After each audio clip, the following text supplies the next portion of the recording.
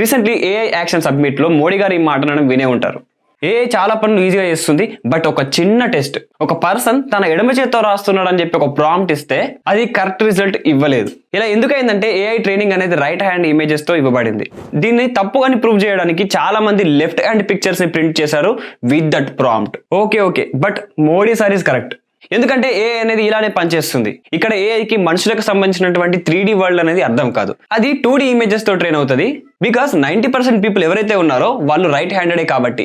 మీరు ఏఐకి a man writing with left hand అని ప్రాంప్ట్ ఇస్తే అక్కడ లెఫ్ట్ హ్యాండ్ అనే దానికి ఎక్కువ ప్రియారిటీ ఇవ్వదు.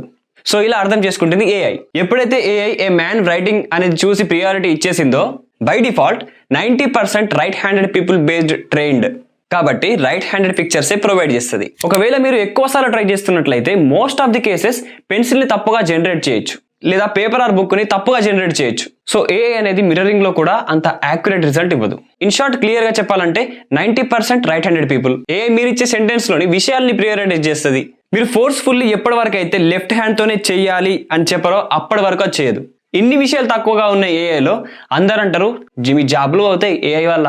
ఐఎమ్ డామ్ షూర్ మీ జాబులు ఏం పోవాలంటే ముందు ఉండాలి కదా.